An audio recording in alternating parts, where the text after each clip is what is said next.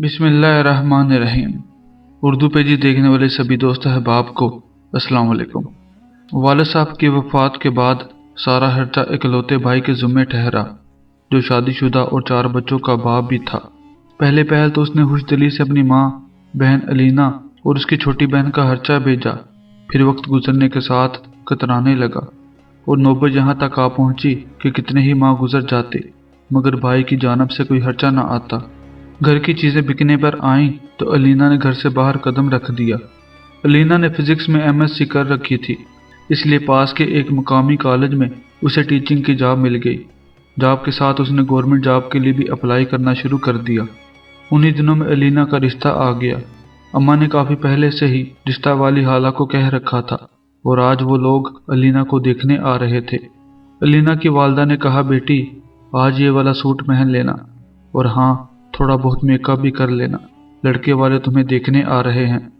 College से थकी हुई अलीना ने एक ठंडी सांस लेकर बेड पर पड़े हुए गुलाबी जोड़े को देखा और हाँ में सर हिला दिया। अलीना पढ़ी लिखी और खूबसूरत लड़की थी।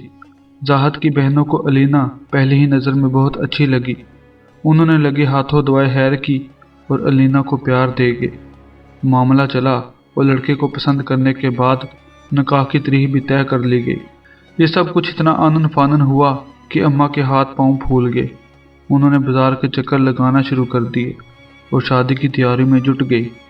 सलीकामंद अलीना ने अपनी सारी तनख्वाह चौंचलों में उड़ाने की बजाय बैंक में महफूज कर रखी थी। इस मौका पर वही काम आई।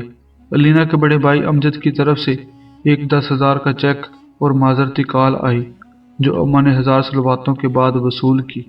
कुछ अरसे बाद अलीना की शादी हो गई। शादी के फौरन बाद उसे गवर्नमेंट कॉलेज में जा मिल गई। वो बहुत खुश थी, लेकिन उसके मुकाबले में जाहद कुछ ऐसा खुश और पुरजोश नज़र नहीं आता था। वो पहले ही अलीना की जॉब के हक में नहीं था, लेकिन अलीना के बेहद इसरार पर कि कॉलेज घर से चंद कदमों के फासले पर था, उसने जॉब की इजाज़त दे रखी थी। अब ये नई गवर्नमेंट जॉब अलीना को मरी के गवर्नमेंट कॉलेज में मिली थी। मैं हर एक वीकेंड पर आ जाया करूँगी, इसमें नाराज़गी की क्या बात है जाहिद।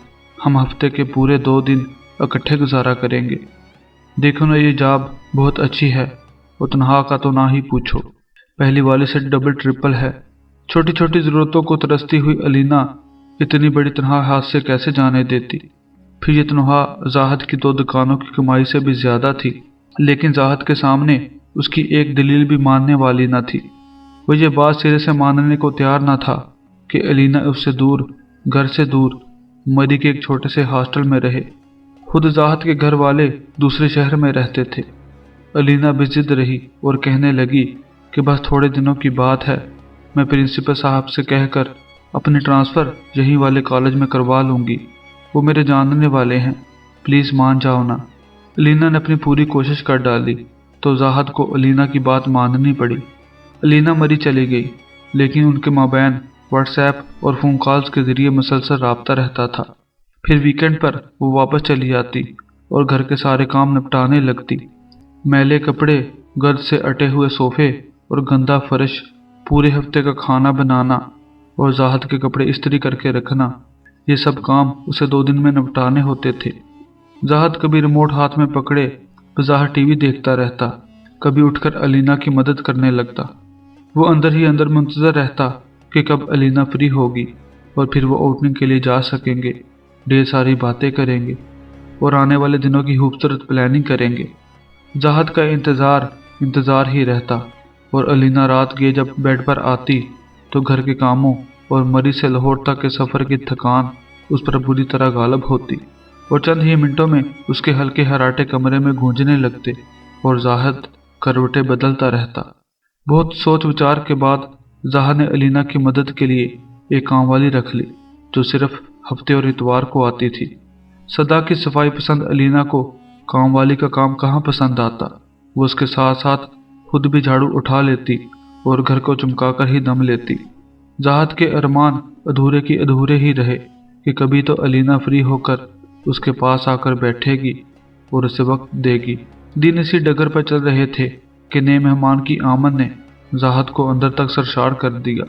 हस्पताल से घर आने के बाद उसकी खुशी चिड़चिड़ेपन में बदल गई जब अलीना ने कहा, देखिए मेरी तो अब जाकर जॉब सेट हुई है, इतनी जल्दी कैसे छोड़ दूँ।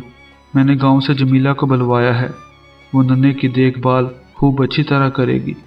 जमीला तो गांव से अपने 2 ट्रंक समेत आ गई, लेकिन ज़ाहद के लिए एक नया इम्तिहान शुरू हो गया।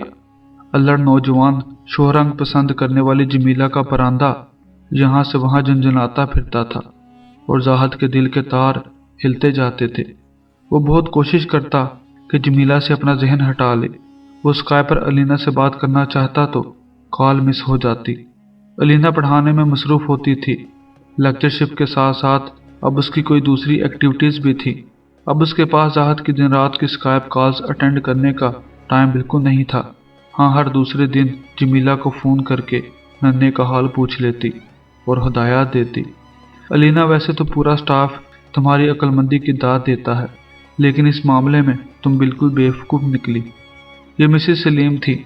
उन्हें अलीना के घर के हालात का बखूबी इल्म था, लेकिन जब उन्हें जमीला का घर आकर रहना पता चला तो वो दंग रह गईं।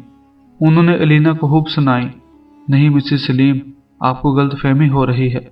ज़ाहद किसी दूसरी औरत की तरफ आंख उठाकर नहीं देख सकता। अलीना कहकर चली तो आई, लेकिन अंदर ही अंदर उसका दिल धड़कने लगा। पता नहीं क्यों दिल बेचैन सा हो रहा था, जैसे कुछ खोने लगा हो। बुध की दोपहर थी जब अलीना ने ऑटोमेटिक दरवाजे का लॉक खोला और घर के अंदर कदम रखा। 400 खामोशी थी। हर शय सलीका और सफाई से रखी गई थी और बिरयानी की खुशबू अभी तक किचन से आ रही थी। लगता था दोपहर को ज़बरदस्त लंच किया गया है। शायद ज़ाहद के कोई दोस्त आए होंगे खाने पर, अलीना ने सोचा और बेडरूम की तरफ बढ़ गई।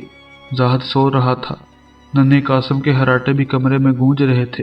अचानक वॉशरूम से जमीला निकली। पानी उसके बालों से टपक रहा था।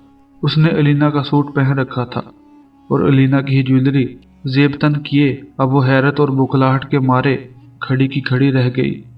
अलीना का ये हाल था कि काटो तो बदन में लहू नहीं।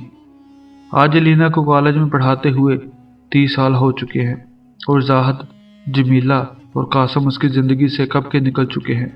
तन्हाई, उदासी और पछतावा अलीना का मुकद्दर ठहरा। गुजरे माहों साल उसके चेहरे पर एक ऐसी थकन का एहसास पैदा कर गए हैं जो देखने वालों को साफ महसूस होती है। जी हाँ, अलीना थक गई है और मरी के सफ़ेद पोच पहाड़ी पर बने हुए छोटे से घर की खिड़की के पास कॉफ़ी का मग थामे अक्सर सोचती रहती है कि गलती कहाँ हुई। क्या आप अलीना को बता सकते हैं कि उससे गलती कहाँ हुई और ज़िंदगी के इस मुकाम पर असल कसूरवार कौन है? अपनी राय से हमें ज़रूर आगाह कीजिएगा। शुक्रिया।